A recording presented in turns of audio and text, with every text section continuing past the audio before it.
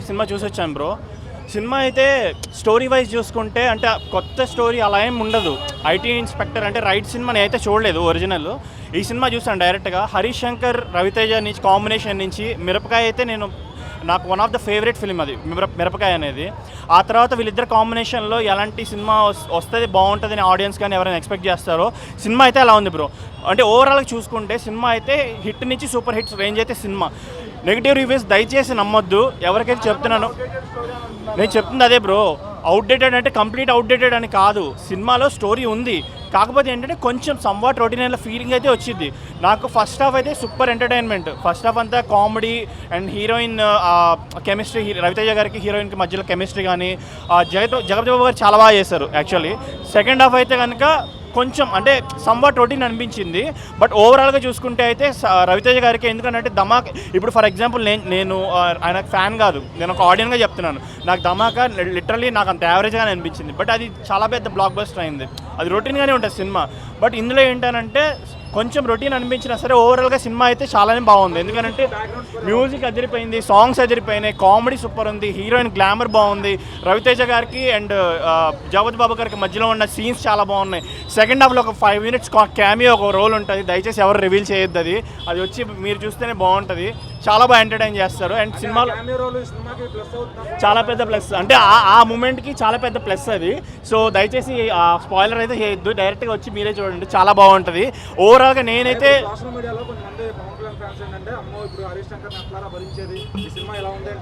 సినిమాలో ఒక డైలాగ్ ఉంటుంది, ఏ పని పాట లేని పకోడీగాళ్ళు చేసే పనే ఇది. ఏ పని పాట లేని చేసే పకోడీ ఏంటి. I'm not a fan of Raviteja, I'm a fan of Mahesh Babu garu. But నేను అందరు సినిమాలు చూస్తాను, నచ్చితే నచ్చిందని చెప్తాను, లేదనంటే లేదనే చెప్తాను. దయచేసి ఎవ్వరు నెగిటివ్ రివ్యూస్ నమ్మొద్దు. ఎందుకనంటే నెగిటివ్ రివ్యూస్ అనేది ఇన్స్టాగ్రామ్లో కావచ్చు, ట్విట్టర్లో కావచ్చు, ఈ మధ్య చాలా చాలా ఎక్కువైపోయినాయి. అంటే కొంతమంది ఏంటంటే సినిమాలు చూడకుండా కూడా చాలామంది నెగిటివ్ రివ్యూస్ ఇస్తున్నారు. దయచేసి అలాంటి రివ్యూస్ నమ్మొద్దు. సినిమా వచ్చి చూడండి, 100% మీరు సాటిస్ఫై అవుతారు. హరీష్ శంకర్ గారి నుంచి ఎలా అయితే ఒక మంచి ఎంటర్టైన్మెంట్. ఎందుకంటే బేసికలీ హరీష్ శంకర్ గారి గురించి చెప్పాలి, డైరెక్టర్. ఆయన బేసికలీ ఏ సినిమా తీసినా సరే రీమేక్లా చేయరు. ఏదో ఒక పాయింట్ తీసుకొని దానికి మన ఆడియన్స్కి, తెలుగు ఆడియన్స్కి తగ్గట్టుగా ఎలా అయితే చేంజ్ చేస్తారో అలా చేంజెస్ చేసి కంప్లీట్గా ఒక న్యూ ఎంటర్టైన్మెంట్ ఇస్తారనమాట. సో ఈ సినిమాతో అయితే అదే జరిగింది. ఎందుకంటే నేను ఒరిజినల్ రైడ్ అయితే చూడలేదన్న. అంటే వాళ్ళు ఆయన చెప్పాడు రైడ్ చూడమని, బట్ నేనైతే చూడలేదు. డైరెక్ట్గా చెప్తాను బ్రో. అదే ఇప్పుడు ఇందాక చెప్పాను కదా, ధమాకా. ఇప్పుడు నేను ధమాకా చూశాను, ధమాకా నాకు యావరేజే అనిపించింది స్టోరీ వైజ్ కానీ. బట్ ఏంటనంటే ధమాకాలో ఎక్కువ హిట్ అయింది కామెడీ కానీ ఎంటర్టైన్మెంట్ కానీ. రవితేజ గారి గురించి ఏదైతే ఎక్స్పెక్ట్ చేస్తారో మొత్తం ఉంటుంది. సో ఈ సినిమాలో కూడా ఫుల్ ఫ్లెజ్డ్ ప్యాకేజ్ ఉంటుంది. సినిమా ఎక్కడ తగ్గదు. మెయిన్ ఏంటంటే సినిమా చాలామంది ఎవరో చెప్పారంట నెగిటివ్ రివ్యూస్లో ల్యాగ్ ఉందని. అది తొక్క కూడా లేదు ల్యాగ్. నేను చెప్తున్నా, ల్యాగ్కి ఏమీ లేదు. సినిమా అలా ఫస్ట్ హాఫ్ అయితే అసలు ఎలా వెళ్ళిపోయిందో తెలీదు. సెకండ్ హాఫ్ ఏంటి అని అంటే కొంచెం రొటీన్ స్టోరీ అనిపించినా సరే ఓవరాల్గా సినిమా అయితే చాలా బాగుంది, చాలా బాగా తీశాడు. ఎక్కడ అంటే మంచి కామెడీ కానీ ఎక్కడ మిస్ కాకుండా, మెయిన్లీ సాంగ్స్ కానీ కామెడీ ట్రాక్స్ కానీ లైక్ జగపతి బాబు గారి విలనిజం కానీ చాలా బాగా చూపించాడు. సినిమా అయితే ఓవరాల్గా నాకు హిట్ నుంచి సూపర్ హిట్ రేంజ్ ఫిలిం అయితే నేనైతే 5కి 2.5 to 3 ఇస్తాను బ్రో రేటింగ్. అదే బ్రో, హీరోయిన్ కెమిస్ట్రీ కానీ, రవితేజ గారు హీరోయిన్ మధ్యలో కామెడీ సీన్స్ కానీ, లేకపోతే కెమిస్ట్రీ కానీ, లవ్ ట్రాక్ కానీ చాలా బాగా వర్కౌట్ అయింది. సో సినిమా అయితే ఓవరాల్గా బాగుంది, చాలా బాగుంది. హరీష్ శంకర్ నుంచి ఏ రేంజ్ మూవీ ఎక్స్పెక్ట్ చేస్తారో అదే రేంజ్ మూవీ డెలివర్ చేశారు. బట్ సాంగ్స్ కొన్ని ఉన్నాయండి, అసలు రవితేజ అసలు దుమ్ము లేపేశారు అనమాట.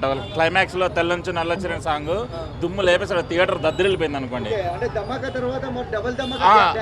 డ్యాన్స్ అంటే రవితేజ మూవీస్ ఆఫ్టర్ ధమాకా ఆరెంజ్ సాంగ్స్, రెప్పల్ డప్పల్ అనే సాంగ్ కానీ, క్లైమాక్స్ సాంగ్ కానీ, ఒక రొమాన్స్ సాంగ్ ఉంటుంది. అసలు అల్టిమేట్. అంటే హరీష్ శంకర్ ఎలా తీస్తాడు సాంగ్స్, ఇప్పుడు గబ్బర్ సింగ్లో తీస్తాడు కదా కొన్ని సాంగ్స్ పిక్చరైజేషన్, సేమ్ అలానే అనిపించింది.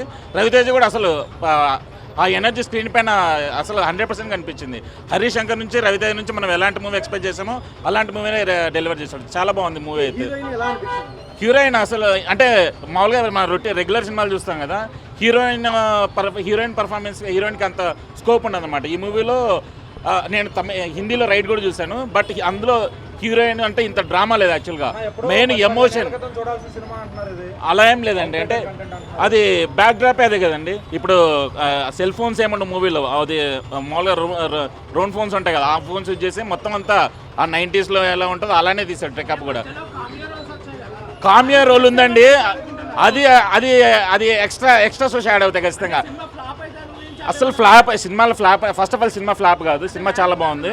లాగనేం లేదు, అంటే చెప్పడానికి ఎక్కువ టైం తీసుకున్నాడు అంతే. బట్ ఆ ల్యాగ్ని రవితేజ్ ఎనర్జీ కవర్ చేశాడు, దాంట్లో ఏం లేదు.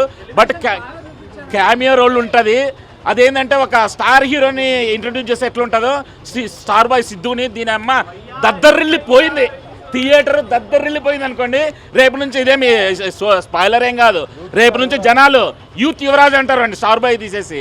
అసలు ఒక చిరంజీవి కొడుకు ఇంట్రడక్షన్, బాలబాబు కొడుకు ఇంట్రడక్షన్ చూడు, ఆ రేంజ్ లెవెల్ ఇంట్రడక్షన్ హరిశంకర్. అసలు సిద్ధు ఇమేజ్ మారిపోతుంది ఈ సినిమా తర్వాత. రవితేజ్ని ఒప్పుకోవాలి ఆ విషయానికి. అసలు మంచి స్కోప్ ఇచ్చాడు సిద్ధుకి. కెమెరాలు మాత్రం అదిరిపోయింది, చాలా బాగుంది. మాస్ మహారాజా స్టెప్స్ ఎలా ఉంటాయి అలానే సేమ్ ధమాకలు ఎలా వేసాడో సేమ్ అలానే అద్దరగొట్టేసాడు స్టెప్స్ మాత్రం. సినిమా అయితే చాలా బాగుందండి. అంటే రైడ్ మూవీలో ఫైట్స్ కామెడీస్ అవన్నీ ఇప్పుడు ఒక మాస్ ఒక సి సెంటర్ ఆడియన్స్ ఏం ఎక్స్పెక్ట్ చేస్తారో అన్ని మూవీలు ఉన్నాయండి. బట్ స్టోరీ వచ్చేసి ఇన్కమ్ ట్యాక్స్ గురించి కాబట్టి యాజ్ యూజువల్ హరిశంకర్ రీమేక్ తీసినప్పుడు హార్ట్ ఆఫ్ ది మూవీని పెద్ద ఫోకస్ చేయడు, ఎంటర్టైన్మెంట్ డ్రామాని ఎక్కువ ఫోకస్ చేస్తాడు. బట్ రైడ్ మూవీలో హిందీ రైడ్ మూవీలో కొంచెం ఎమోషన్ ఉంటుంది, దీంట్లో కొంచెం ఎమోషన్ మిస్ అయింది అంత మూవీలో. అలా ఏం లేవు క్లీన్ మూవీ.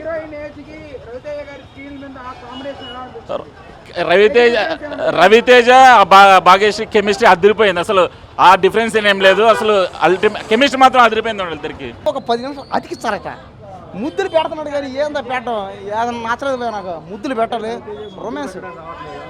అదే రవితేజ బదులు నన్ను అన్న పెట్టుంటే బాగుండు, చూపిస్తా పెట్టడం. సరే అవన్నీ ఉంటాయి అన్ని సినిమాల్లో ఉండేవి కదా. నేను దేనికి వచ్చానంటే ఈ సినిమా థియేటర్కి ముద్దుల కోసం వచ్చా, రొమాన్స్ ముద్దు సీన్ల కోసం కానీ లేవు.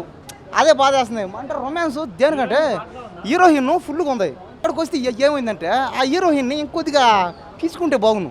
అంటే ముద్దులు లేవు, రొమాన్స్ లేవు, కొద్దిగా తక్కువ ఉంది.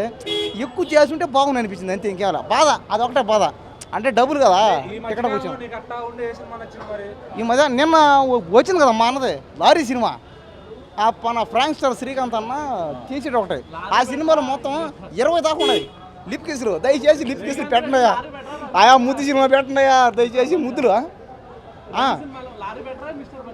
ముద్దు సీన్లకి రొమాంటిక్ అయితే మా లారీ. మేము దేనికంటే నేను రొమాంటిక్ పెద్ద ఫ్యాన్. నేను మాలాంటి ఫ్యాన్స్ ఉన్నారు అందులో. అది నాకేం తెలుసు, చూపించలేదు కదా, ట్రైలర్లో చూపించారు. దయచేసి ట్రైలర్లో ముద్దు సీన్లు పెట్టండి, లిప్ లాక్ సీన్లు పెట్టండి, చూపించండి.